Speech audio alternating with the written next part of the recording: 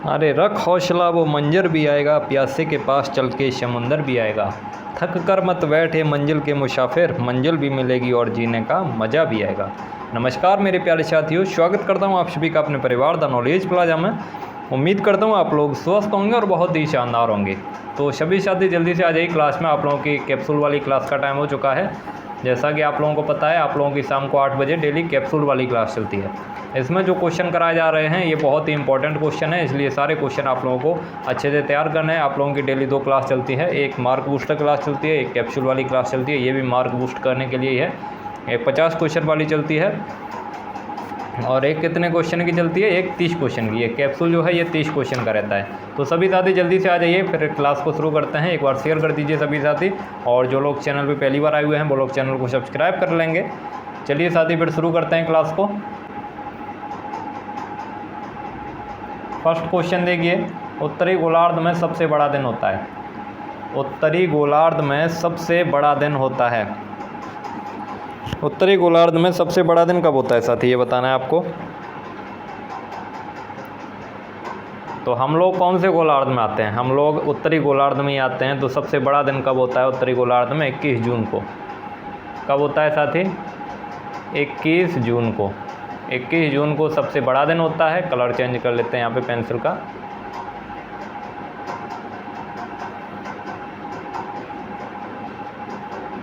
ये ठीक रहेगा।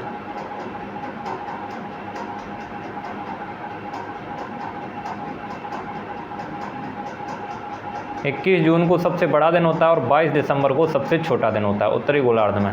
और अगर दक्षिणी गोलार्ध की बात करें तो जस्ट इसका उल्टा हो जाता है। दक्षिणी गोलार्ध की बात करें तो वहाँ पे 22 दिसंबर को सबसे बड़ा दिन होता है और 21 जून को सबसे छोटा दिन होता है। दक्षिणी गोलार्ध की बात करें तो पृथ्वी जो है ये 2 गोलार्ध में बटी हुई है। एक ऊपर वाला उत्तरी गोलार्ध है, नीचे वाला दक्षिणी गोलार्ध है। तो हम लोग कौन से गोलार्ध में रहते हैं? हम लोग उत्तरी गोलार्ध में रहते हैं। आगे देखिए साथी, हमारे सौर मंडल में सर्वाधिक घनत्व किस ग्रह का है? हमारे सौर मंडल में सबसे अधिक घनत्व कौन से ग्रह का है? तो सभी साथी आंसर करिए। ये जो आप लोगों की कैप्सूल वाली क्लास चलती है इसमें आप लोगों को बहुत ही इंपॉर्टेंट क्वेश्चन कराए जाते हैं। अब जो आप लोगों की क्लासें चल रही हैं, दोनों क्लासें आप लोगों के लिए बहुत ही इंपॉर्टेंट हैं। एक भी क्वेश्चन आप लोगों को मिस नहीं करना है। एक भी क्वेश्चन आप लोगों को मिस नहीं, एक भी क्लास आप लोगों को मिस नहीं करनी है। और जितने क्वेश्चन कराए जाते हैं वो आप लोगों को अच्छे से तैयार करते रहना है, और जितना अभी तक पढ़ चुके हैं उसको भी रिवाइज करते रहिए। हमारे सौर मंडल में सबसे अधिक घनत्व है साथी किसका? पृथ्वी का। घनत्व बराबर क्या होता है? घनत्व बराबर होता है द्रव्यमान बट्टे आयतन, mass upon volume. Mass upon volume होता है, तो जिस पे जितना ज़्यादा भार होगा, जिस पे जितना ज़्यादा भार होगा उसका घनत्व जो है वो उतना ही अधिक होगा। घनत्व जो है वो डायरेक्टली प्रोपोर्शनल होता है डेंसिटी। घनत्व को डेंसिटी बोलते हैं। तो डेंसिटी जो है वो डायरेक्टली प्रोपोर्शनल होती है मास के। जितना ज़्यादा मास होगा उसकी डेंसिटी जो है उतनी ही ज़्यादा होगी। तो पृथ्वी पे ही जीवन संभव है। सभी प्रजातियाँ जो हैं वो पृथ्वी पे ही रहती हैं, तो पृथ्वी का घनत्व सबसे ज़्यादा होगा। आगे देखिए, निम्नलिखित में से कौन सा ग्रह साँझ या भोर का तारा कहलाता है? कौन से ग्रह को साँझ या भोर का तारा कहते हैं साथी? तो साँझ या भोर का तारा किसे कहते हैं? शुक्र ग्रह को बोलते हैं। शुक्र ग्रह को क्या बोलते हैं? इसको साँझ या भोर का तारा, इंग्लिश में वीनस बोलते हैं। साँझ या भोर का तारा आप लोगों को ये शाम को और सुबह दिखाई देता है। ये सबसे चमकीला ग्रह है। सबसे चमकीला ग्रह है। सबसे चमकीला ग्रह आप लोग देखेंगे तो आप लोगों को दिखाई देगा तारों के बीच में ये जो सबसे ज़्यादा चमकता है ये आप लोगों को दिखाई देगा, इसलिए इसको साँझ या भोर का तारा भी कहते हैं। बुध जो है ये सबसे छोटा ग्रह है। बुध सबसे छोटा ग्रह है। मंगल जो है इसे लाल ग्रह कहते हैं, मार्स। अगला क्वेश्चन देखिए, हमारे सौर मंडल का सबसे बड़ा ग्रह कौन सा है? हमारे सौर मंडल का सबसे बड़ा ग्रह कौन सा है साथी? देखिए, ये जो क्लासें चलती हैं आप लोगों की ये मुख्य रूप से पीएजी वाले बच्चों के लिए चलती हैं, लेकिन जीएस जो है ये सभी ग्रुप वाले बच्चों के लिए रहती है। हमारे सौर मंडल का सबसे बड़ा ग्रह कौन सा है? सबसे बड़ा ग्रह है बृहस्पति। सबसे बड़ा ग्रह कौन सा है साथी? बृहस्पति, जुपिटर। जुपिटर। सबसे छोटा ग्रह कौन सा है? मरकरी। मरकरी जो है, मरकरी, बुध, ये सबसे छोटा ग्रह होता है। सबसे बड़ा ग्रह पूछा है तो सबसे बड़ा ग्रह जुपिटर ये है। निम्नलिखित में से सबसे गहरा महासागर कौन सा है? सबसे गहरा महासागर कौन सा है? ये जो कैप्सूल वाली क्लास में है इसमें आप लोगों को सारे सब्जेक्ट के क्वेश्चन मिलेंगे, थोड़े थोड़े सारे सब्जेक्ट के क्वेश्चन होंगे। इसमें कैप्सूल वाली क्लास में बिल्कुल आप लोगों को क्रीम कराई जा रही है, जो आप लोगों के लिए इम्पोर्टेंट है केवल वही कराया जा रहा है। निम्नलिखित में से सबसे गहरा महासागर कौन सा है? तो सबसे गहरा महासागर होता है साथी प्रशांत महासागर जो है, ये सबसे गहरा महासागर है। आगे देखिए नेक्स्ट क्वेश्चन देखते हैं। निम्न में कौन मूल राशि है? इनमें से कौन सी मूल राशि है? मूल राशि कितनी होती है? मूल राशि 7 होती हैं, 7 होती हैं। इनमें से कौन सी मूल राशि है? ताप जो है, ताप मूल राशि है। ताप क्या है? मूल राशि है। अगला क्वेश्चन देखिए, लंबाई, द्रव्यमान, समय, ताप ये क्या हैं? ये मूल राशियां हैं। कितनी होती हैं? 7 होती हैं। निम्न में कौन सदिश राशि नहीं है? सदिश राशि नहीं है पूछा है साथी। इनमें से कौन सी सदिश राशि नहीं है? त्वरण, चाल, विस्थापन या वेग। तो सदिश राशियाँ वो होती हैं जिन्हें परिमाण और दिशा दोनों की आवश्यकता होती है, वो सदिश राशियाँ होती हैं। तो त्वरण जो है ये सदिश राशि है, विस्थापन भी सदिश राशि है, वेग भी सदिश राशि है, लेकिन चाल जो है ये अदिश राशि है। तो इसका सही आंसर कौन सा हो जाएगा? चाल, क्योंकि इसमें ये पूछा है सदिश राशि नहीं है। चाल कैसी? अदिश राशि है। अगला क्वेश्चन देखते हैं। निम्न में कौन व्युत्पन्न मात्रक नहीं है? व्युत्पन्न मात्रक नहीं है। मीटर पर सेकंड स्क्वायर, रेडियन पर सेकंड, एम्पियर या न्यूटन।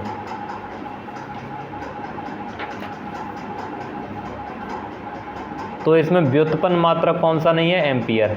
एम्पियर जो है ये व्युत्पन्न मात्रक नहीं है। अगला क्वेश्चन देखते हैं। यह निम्न में कौन सदिश राशि नहीं है? सॉरी, अदिश राशि पूछा है। इसमें से अदिश राशि नहीं है। अदिश राशि में दिशा और परिमाण की आवश्यकता नहीं होती है। अदिश राशि में केवल दिशा की, परिमाण की आवश्यकता होती है, दिशा की आवश्यकता नहीं होती है। तो अदिश राशि कौन सी नहीं है? इसमें संवेग जो है ये अदिश राशि नहीं है। यहाँ पे इसमें कुछ मिस्टेक लग रही है। ये दाव भी अदिश राशि नहीं है, दाव भी सदिश राशि है, क्योंकि दाव लगाने के लिए भी हमें दिशा की आवश्यकता होती है, क्योंकि हमें पहले बताया जाएगा किस दिशा में हमको दाव प्रेशर लगाना है, तभी तो हम दाव लगाएंगे। तो इसमें ऑप्शन गलत दिए हुए हैं। आप लोग इतना याद रखिए, अदिश राशि के लिए दिशा की आवश्यकता नहीं होती है, सदिश राशि के लिए दिशा की आवश्यकता होती है। यह है निम्न में कौन आधुनिक भौतिक विज्ञान के पिता हैं? आधुनिक भौतिक विज्ञान के पिता हैं। Father of modern physics. Father of modern physics कौन है? तो फादर ऑफ मॉडर्न फिजिक्स कहा जाता है आइंस्टीन को। किसे कहा जाता है साथी? आइंस्टीन को कहा जाता है। अब अगला क्वेश्चन देखते हैं। सम इलेक्ट्रॉनिक के लिए कौन सा विकल्प सही है? जल्दी जल्दी आंसर करते चलिए साथी। और क्लास अगर अच्छी लग रही है तो इसे लाइक भी कर दिया करिए और ज़्यादा से ज़्यादा लोगों तक शेयर किया करिए। और जो लोग चैनल पे पहली बार आए हुए हैं वो लोग चैनल को सब्सक्राइब कर लेंगे। और उन लोगों को बता दें अभी तक काफ़ी क्लासेस हो चुकी हैं, तो वो लोग वहाँ पे जाके उन क्लासेस को देख लेंगे। यूपी गेटेड 2023 ऑल क्लासेस के नाम से एक प्लेलिस्ट बनी हुई है, वहाँ से जाके आप लोग देख लीजिएगा। और इसकी क्लास की प्लेलिस्ट एक अलग से बना दूँगा, एक अलग से बननी हुई होगी, मार्क बूस्टर करके कुछ होगा, तो उसमें आप लोग देख लीजिएगा। ये सम इलेक्ट्रॉनिक के लिए कौन सा विकल्प सही है? सम इलेक्ट्रॉनिक के लिए कौन सा विकल्प सही है? सम इलेक्ट्रॉनिक क्या होते हैं? जिसमें इलेक्ट्रॉन की संख्या समान होती है। तो इलेक्ट्रॉन की संख्या निकालिए साथी। मैग्नीशियम प्लस प्लस में अगर आप लोग इलेक्ट्रॉन निकालेंगे तो मैग्नीशियम प्लस प्लस में इलेक्ट्रॉन कितने होंगे? इसमें 10 इलेक्ट्रॉन होंगे। कैल्शियम प्लस प्लस में इलेक्ट्रॉन निकाल लेंगे तो कैल्शियम का कितना होता है? कैल्शियम का 20 होता है। तो 20 में से 2 प्लस के चार्ज हैं, 2 घटा देंगे तो 20 माइनस 2 18 होंगे। तो कहाँ है सम इलेक्ट्रॉनिक बन रहा है? पहला ऑप्शन नहीं होगा। दूसरे ऑप्शन में देखिए फ्लोरीन, क्लोरीन, नियोन। तो फ्लोरीन पे 1 माइनस है तो इसका निकालेंगे तो इसमें कितने होंगे? फ्लोरीन में वैसे 9 होते हैं, लेकिन 1 माइनस का चार्ज लगाया तो 9 और 1 10 हो जाएंगे। क्लोरीन में निकालेंगे, क्लोरीन में वैसे 17 होते हैं, लेकिन ये क्लोरीन माइनस लगा हुआ है, क्लोरीन माइनस लगा हुआ है तो 17 और 1 18 हो जाएंगे। इन दोनों में भी अलग अलग आ रहे हैं, इसमें निकालेंगे N2O। N2O में निकाल के बताइए साथी कितने इलेक्ट्रॉन होंगे, N2O में कितने इलेक्ट्रॉन होंगे। तो नाइट्रोजन में कितने होंगे, नाइट्रोजन में 7 होंगे, और 2 नाइट्रोजन है तो 7 और 7 14 हो जाएंगे, प्लस ऑक्सीजन के कितने, ऑक्सीजन के 8, 14 और 8 22 हो गए। अब CO3 के निकालिए, कार्बन के 6 प्लस ऑक्सीजन 3 है तो 8 3 24, तो इसमें भी बराबर नहीं आ रहे हैं। लास्ट ऑप्शन में निकाल के देखिए, लास्ट ऑप्शन में NH3 और CH4 में नाइट्रोजन का कितना होता है, नाइट्रोजन का 7 होता है, प्लस 3, 7 और 3 10 हो जाएगा इसमें। और CH4 का निकालिए, कार्बन का 6 होता है, 6 प्लस हाइड्रोजन 4, 6 और 4 10 हो गया। इन दोनों में 10 10 हैं, तो कौन है सम इलेक्ट्रॉनिक, इसमें इलेक्ट्रॉन की संख्या समान है डी वाले ऑप्शन में, तो ये वाला करेक्ट हो जाएगा। अब अगला क्वेश्चन देखिए साथी, इलेक्ट्रॉन का द्रव्यमान कितना होता है। सभी साथी कमेंट करके बता देंगे इलेक्ट्रॉन का द्रव्यमान कितना होता है। तो इलेक्ट्रॉन का द्रव्यमान पूछा है साथी, इलेक्ट्रॉन का द्रव्यमान होता है 9.1 इंटू 10 की पावर माइनस 31 किलोग्राम। 9.1 इंटू 10 की पावर माइनस 31 किलोग्राम, और अगर ग्राम में दिया हो तो ग्राम में 9.1 इंटू 10 की पावर माइनस 28 ग्राम, 10 की पावर माइनस 28 ग्राम हो जाएगा। और अगर इलेक्ट्रॉन के पे चार्ज पूछे तो इलेक्ट्रॉन पे चार्ज ये होता है 1.6 इंटू 10 की पावर माइनस 19। ये क्या है, ये इलेक्ट्रॉन पे चार्ज होता है, और ये नेगेटिव चार्ज होता है इलेक्ट्रॉन पे, प्रोटॉन पे पॉजिटिव चार्ज होता है, इन दोनों का बराबर ही होता है। अगला क्वेश्चन देखिए,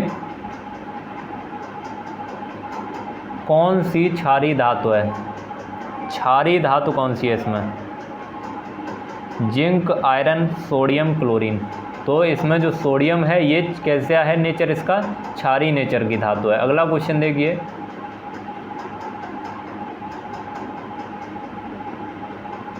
ये क्लोरीन जो ऑप्शन दिया हुआ था ये तो धातु होती नहीं है, ये तो अधातु होती है। ये है अफवाह नियम के अपवाद हैं, अफवाह नियम के अपवाद हैं। अफवाह नियम के अपवाद क्या हैं, तो अफवाह नियम के 2 अपवाद हैं साथी, कॉपर और क्रोमियम।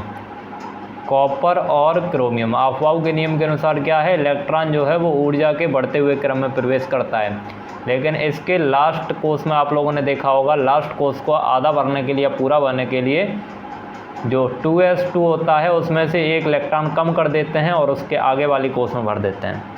इसलिए ये दोनों जो हैं ये दोनों अफवाह के नियम के अपवाद हैं। केवल इतना याद रखिए आप लोग, अफवाह के नियम के अपवाद कौन कौन है, कॉपर और क्रोमियम। ये है मैग्नीज प्लस प्लस Z बराबर 25 में अनपेयर्ड इलेक्ट्रॉन कितने होंगे।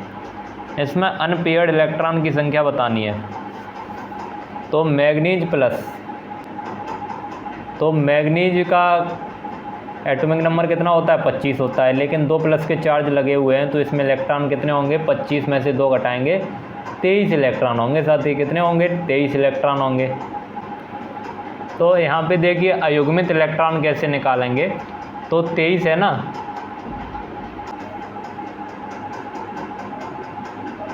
तो इसका इलेक्ट्रॉनिक कॉन्फ़िगरेशन करिए 1s2 2s2 2p6 3s2 3p6, 4s2, कितना हो गया 2 2 4 और 6 10, 10 और 10 20।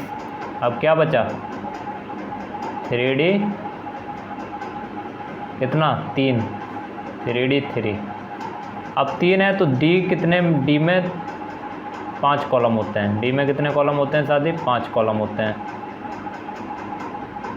5 कॉलम होते हैं तो इलेक्ट्रॉन भरिए 1 2 3, 3 ही इलेक्ट्रॉन है लास्ट में, तो 3 इलेक्ट्रॉन भर दिए। तीनों के तीनों कैसे हैं, तीनों के तीनों अयुग्मित हैं, अनपेयर्ड हैं, तो इसलिए इसका 3 ऑप्शन सही हो जाएगा। और अगर मैग्नीज का निकालेंगे, केवल मैग्नीज का, तो मैग्नीज में 5 होंगे तो 5 इलेक्ट्रॉन भर देंगे, पाँचों के पाँचों कैसे होंगे, अयुग्मित होंगे, तो उसमें 5 ऑप्शन सही हो जाएगा। अब चलिए अब अगला क्वेश्चन देखिए साथी, बायोलॉजी शब्द का प्रयोग किसने किया था? बायोलॉजी शब्द का प्रयोग किसने किया, या बायोलॉजी शब्द किसने दिया था? तो बायोलॉजी शब्द जो है ये लैमार्क और ट्रेवेरनस ने दिया था। किसने? लैमार्क और ट्रेवेरनस ने दिया था, इसलिए इसका डी ऑप्शन करेक्ट हो जाएगा। अगला क्वेश्चन देखिए, नेचुरल साइंस नामक ग्रंथि की रचना की। नेचुरल साइंस नामक ग्रंथि की रचना किसने की? नेचुरल साइंस नामक ग्रंथि की रचना किसने की थी? तो ये की थी प्लाइनी ने की थी। किसने? प्लाइनी ने की थी, बी ऑप्शन करेक्ट हो जाएगा। अगला क्वेश्चन देखिए, भ्रूण का अध्ययन क्या कहलाता है? भ्रूण का अध्ययन किया जाता है। भ्रूण का अध्ययन किस में करते हैं? इकोलॉजी, कैरियोलॉजी, एम्ब्रियोलॉजी या एंटोमोलॉजी? तो भ्रूण का अध्ययन करते हैं साथी एम्ब्रियोलॉजी में। किसमें? एम्ब्रियोलॉजी में भ्रूण का अध्ययन किया जाता है। कैरियोलॉजी में केंद्रक का अध्ययन करते हैं। एंटोमोलॉजी में कीटों का अध्ययन करते हैं। अगला क्वेश्चन देखिए, और इकोलॉजी में तो पर्यावरण का अध्ययन करते हैं। ये है मछली पालन का अध्ययन करते हैं। मछली पालन का अध्ययन किस में करते हैं? एक होता है मछलियों का अध्ययन करते हैं और एक होता है मछली पालन का अध्ययन करते हैं। तो याद रखिए साथी, मछली पालन का अध्ययन करते हैं पीसी कल्चर में। मछली पालन का अध्ययन करते हैं पीसी कल्चर में। मछलियों का अध्ययन पूछे तो इक्थियोलॉजी में। मछलियों का अध्ययन किस में करते हैं? इक्थियोलॉजी में करते हैं। ये दो चीज़ें आप लोगों को कंफ्यूज करती हैं, दोनों चीज़ों को याद रखिए। मछली पालन पीसी कल्चर और मछलियों का अध्ययन इक्थियोलॉजी। सेरीकल्चर में तो आप लोगों को पता ही होगा किसका अध्ययन करते हैं? रेशम कीट पालन का अध्ययन करते हैं। एपीकल्चर में मधुमक्खी पालन का। अगला क्वेश्चन देखिए, जल्दी जल्दी आंसर करते चलिए साथी, आप लोग जल्दी जल्दी आंसर करते चलिए और क्लास को शेयर भी कर दिया करिए। और ये जो क्वेश्चन आप लोगों को कराए जा रहे हैं, सारे क्वेश्चन आप लोग अच्छे से तैयार कर लीजिए। ये सारोलॉजी में किसका अध्ययन किया जाता है? शेरोलॉजी में किसका अध्ययन किया जाता है? तो इसमें छिपकलियों का अध्ययन करते हैं। किसका दादी? छिपकलियों का अध्ययन करते हैं सेरोलॉजी में। कीटों का अध्ययन तो एंटोमोलॉजी में करते हैं, आप लोगों को बताया था अभी। अगला क्वेश्चन देखिए, पौधों में बाष्पोत्सर्जन होता है। पौधों में बाष्पोत्सर्जन जो है, ट्रांसपायरेशन, ये किसके द्वारा होता है? जड़ द्वारा होता है, पत्ती द्वारा होता है, तने द्वारा होता है, पुष्प द्वारा होता है। तो पौधों में बाष्पोत्सर्जन की क्रिया किसके द्वारा होती है? तो मुख्य रूप से बाष्पोत्सर्जन की क्रिया पत्तियों द्वारा होती है। पत्ती में उपस्थित जो स्टोमेटा होते हैं उसके द्वारा बाष्पोत्सर्जन की क्रिया होती है। और लेकिन अगर आप लोगों को ये सारे ऑप्शन दिए हों और एक ऑप्शन दिया हो सभी, तो आप लोग सभी पे टिक करेंगे, क्योंकि जड़ द्वारा तो नहीं होती है बाष्पोत्सर्जन की क्रिया, तने द्वारा भी होती है, पुष्प द्वारा भी होती है, और जो फल लगता है उसके द्वारा भी बाष्पोत्सर्जन की क्रिया होती है। अगर आप लोगों को ऑप्शन दिया है और एक ऑप्शन दिया है सभी, तो आप लोग उसमें सभी टिक करेंगे। और लेकिन सभी ऑप्शन नहीं दिया है तो मुख्य रूप से किसके द्वारा होती है? पत्ती द्वारा होती है। पत्ती में उपस्थित जो स्टोमेटा होते हैं उसके द्वारा। आगे देखिए साथी, और बाष्पोत्सर्जन जो ये है एक आवश्यक विकार है। क्या है? आवश्यक विकार है। बाष्पोत्सर्जन अगर नहीं होगा तो पौधे जो हैं वो धूप में झुलस कर जल जाएंगे। इसलिए बाष्पोत्सर्जन उनके टेम्परेचर को मेंटेन रखने के लिए एक आवश्यक क्रिया है उसमें। कोशिका शब्द किसने दिया? कोशिका शब्द किसने दिया था साथी? कोशिका शब्द किसने दिया? तो कोशिका शब्द दिया था साथी रॉबर्ट हुक ने। कोशिका शब्द या कोशिका की खोज किसने की थी? रॉबर्ट हुक ने की थी।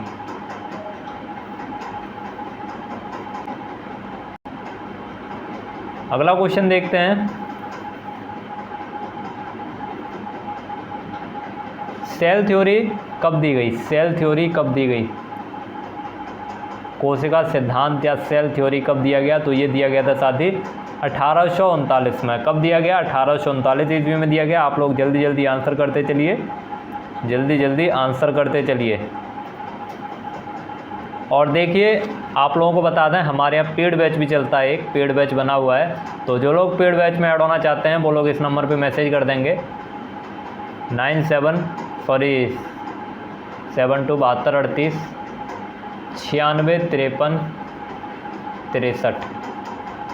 72 38 96 53 63 ये टेलीग्राम नंबर भी है, व्हाट्सएप नंबर भी है, जिस पे चाहे उस पर आप लोग मैसेज कर सकते हैं। तो आप लोगों को पेड बैच में जुड़ने की प्रोसेस के बारे में पता चल जाएगा। इस पर आप लोगों को previous year question paper provide किए गए हैं, डेली जो क्लास चलती है उसके PDF प्रोवाइड किए जाते हैं, थ्योरी नोट्स आप लोगों को प्रोवाइड कर दिए गए हैं, और भी आप लोगों को प्रैक्टिस सेट प्रोवाइड किए जाते हैं। काफ़ी चीज़ें आप लोगों को उस पर प्रोवाइड की जाती हैं। तो आप लोग उस पर ज्वाइन होना चाहें तो इस नंबर पे मैसेज करके उस पर ज्वाइन हो सकते हैं। आगे चलिए, उसके लिए थोड़ी फीस रखी गई है, वो आप लोगों को पे करनी होगी। चलिए अब आगे चलते हैं। सेल थ्योरी कब दी गई? 1839 हो गया। सबसे बड़ी कोशिका है, सबसे बड़ी कोशिका कौन सी है? माइकोप्लाज्मा, तंत्रिका तंत्र, शुतुरमुर्ग का अंडा या RBC? सभी साथी जल्दी से आंसर कर दीजिए इसका। सबसे बड़ी कोशिका पूछ रहा है आपसे।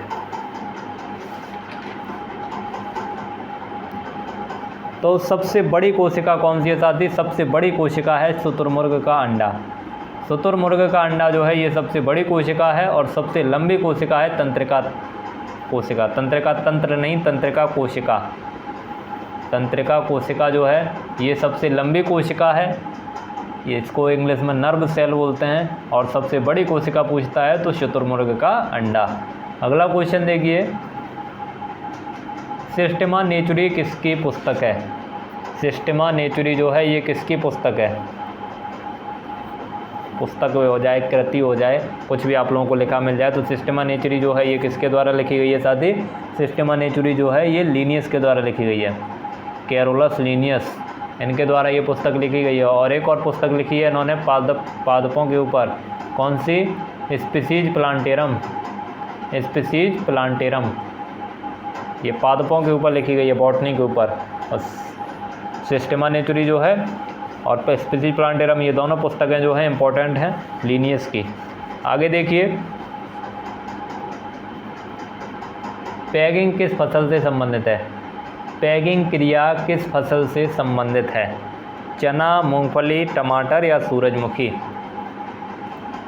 तो पैगिंग क्रिया जो है ये किससे संबंधित है साथी? ये मूंगफली से संबंधित है। पैगिंग क्रिया किस दिन में होती है? मूंगफली में होती है। बुवाई के 55 से 60 दिन बाद शुरू होती है। बुवाई के 55 से 60 दिन बाद शुरू होती है क्या? पैगिंग क्रिया। पैगिंग को हिंदी में अधिकीलन बोलते हैं। क्या बोलते हैं साथी? अधिकीलन। अधिकीलन क्रिया ये बुवाई के 55 से 60 दिन बाद होती है। इस समय इसमें इंटरकल्चरल प्रैक्टिसेस नहीं करनी चाहिए। इस समय इसमें इंटरकल्चरल प्रैक्टिसेस नहीं करनी चाहिए जब इसमें पैगिंग क्रिया हो रही होती है। अगला क्वेश्चन देखिए, ICAR की स्थापना कब हुई? ICAR Indian council of agriculture research, इसकी स्थापना कब हुई थी साथी? इसकी स्थापना हुई थी 16 जुलाई 1929 को। कब हुई थी? 16 जुलाई 1929 को। सारे क्वेश्चन आप लोगों के लिए इम्पोर्टेंट है साथी। 16 जुलाई को ICAR डे भी मनाते हैं, हर साल ICAR डे बनाया जाता है। यह है निपिंग या टॉपिंग संबंधित है। निपिंग या टॉपिंग क्रिया किससे संबंधित है? तो फटाफट आंसर करते रहिए साथी। दो क्वेश्चन और बचे हैं इसके बाद, उसके बाद क्लास को समाप्त करेंगे। जिन लोगों ने अभी तक क्लास को लाइक नहीं किया है वो लोग क्लास को लाइक कर दीजिए, और जो लोग अभी तक चैनल को सब्सक्राइब नहीं किए हैं वो लोग चैनल को सब्सक्राइब करके बेल आइकन प्रेस कर लेंगे। यह है निपिंग या टॉपिंग क्रिया जो है किससे संबंधित है? तो निपिंग या टॉपिंग क्रिया चने से संबंधित है। किससे संबंधित है? चने से संबंधित है। इसमें कोई ऑप्शन नहीं दिया है हुआ है तो डी ऑप्शन करेक्ट हो जाएगा। मूंगफली से संबंधित नहीं है, टमाटर में भी नहीं करते हैं, सूरजमुखी में भी नहीं करते हैं। तो किस में करते हैं? चने में करते हैं। अगला क्वेश्चन देखिए, यह हरित क्रांति के पिता हैं। हरित क्रांति के पिता हैं, आज का सेकंड लास्ट क्वेश्चन है। तो हरित क्रांति के पिता कौन है साथी? Doctor Norman E Borlaug, MS Swaminathan, KL चड्डा या नन ऑफ दिस? तो ये दोनों ऑप्शन दिए हुए हैं और पूछ रहा है हरित क्रांति के पिता हैं, तो आप लोग लगाएंगे नॉर्मन ई बोरलॉग। क्या लगाएंगे? Norman E Borlaug. और भारत में पूछ रहा है तो भारत में लगाएंगे MS स्वामीनाथन। भारत में कौन है? भारत में MS स्वामीनाथन है, विश्व में डॉक्टर नॉर्मन ई बोरलॉग हैं। और ये जो आप लोगों को KL चड्डा दिख रहे हैं, KL चड्डा कौन है? Father of pomology. Father of pomology ये कौन है? KL चड्डा।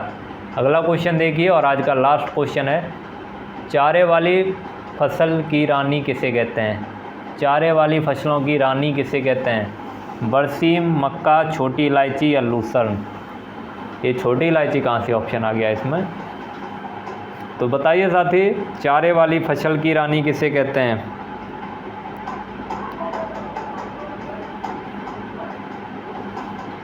तो चारे वाली फसल की रानी कहते हैं साथी लूसर्न को। किसे बोलते हैं? लूसर्न को बोलते हैं। अरे ना संघर्ष ना तकलीफ़ तो क्या खाक मजा है जीने में, बड़े बड़े तूफान भी थम जाते हैं जब आग लगी हो सीने में। तो साथियों, आप लोगों की क्लास यहीं पे समाप्त करता हूँ। उम्मीद करता हूँ आप लोगों को क्लास अच्छी लगी होगी। आपका लास्ट तक जुड़ने के लिए बहुत बहुत धन्यवाद। अगर क्लास अच्छी लगी हो तो इसे लाइक कीजिएगा, ज़्यादा से ज़्यादा लोगों तक शेयर कीजिए, और जो लोग चैनल पे पहली बार आए हुए थे वो लोग चैनल को सब्सक्राइब करके बेल आइकन प्रेस कर लेंगे, जिससे आने वाली वीडियो की नोटिफिकेशन आपके पास समय से पहुँच सकें। और देखिए साथी, आप लोगों को बता दें, ये जो क्लास आप लोगों को अब चलाई जा रही है ये बहुत ही इंपॉर्टेंट क्लास है, इसलिए आप लोग अच्छे से याद करते रहिए इन क्वेश्चन को। क्वेश्चन तो आप लोगों को डेली क्लास देखते होंगे तभी याद हो जाते होंगे, और जो आप पढ़ चुके हो उसको ज़्यादा से ज़्यादा रिवाइज करिए, क्योंकि जितना ज़्यादा से ज़्यादा आप रिवाइज कर लेंगे उसको उतनी अच्छे आप लोग अच्छी रैंक ले आएंगे। मैं तो कहता हूँ अगर आप सारी चीज़ें पढ़ लिए हैं तो नया बिल्कुल मत पढ़िए, अब नया बिल्कुल मत पढ़िए, पुराना ही ज़्यादा से ज़्यादा रिवाइज करिए, और कोई चीज़ बची हुई है तो उसको पढ़ लीजिएगा, और पिछला जो है वो ज़्यादा से ज़्यादा रिवाइज करते रहिए साथी। बाकी मैं तो आप लोगों के लिए मेहनत कर ही रहा हूँ, आप लोगों को भी मेहनत करते रहिए, आप लोगों को ज़रूर सफलता मिलेगी। तो चलिए साथी, मिलते हैं आप लोगों को फिर कल वाली क्लास में। तब तक के लिए देखिए, मार्क बूस्टर क्लास जो है वो आप लोगों की एक दिन छोड़ के हुआ करेगी। मार्क बूस्टर क्लास एक दिन छोड़ के हुआ करेगी। आज हुई थी, अब परसों होगी आप लोगों की, उसके बाद एक दिन छोड़ के होगी। सॉरी, परसों नहीं, आप लोगों की मार्क बूस्टर क्लास कल भी होगी, क्योंकि आज आप लोगों की मार्क बूस्टर क्लास नहीं हुई थी। आज आप लोगों के पहले के जो क्वेश्चन बचे थे वो आप लोगों को कराए गए थे, इसलिए आप लोगों की मार्क बूस्टर क्लास कल भी होगी आप लोगों की। तो आप लोगों की डेली 2 क्लास चलती हैं, एक शाम को 6 बजे चलती है, एक शाम को 8 बजे चलती है। दोनों क्लास भी आप लोगों के लिए इंपॉर्टेंट रहती हैं। दोनों क्लास को अच्छे से देखा करिए, और उनमें जो आप लोगों को कराया जाता है उसको अच्छे से तैयार किया करिए। और जो लोग पेड बैच में जुड़ना चाहते हैं वो लोग इस नंबर पर मैसेज कर देंगे साथी, 72 38 96 53 63। तो उनमें पेड बैच में जुड़ने की प्रोसेस के बारे में पता चल जाएगा। चलिए साथी, मिलते हैं आप लोगों को कल की क्लास में। तब तक के लिए आप लोग अपनी अच्छे से तैयारी करते रहिए। ख्याल रखिए अपना। जय हिंद साथियों।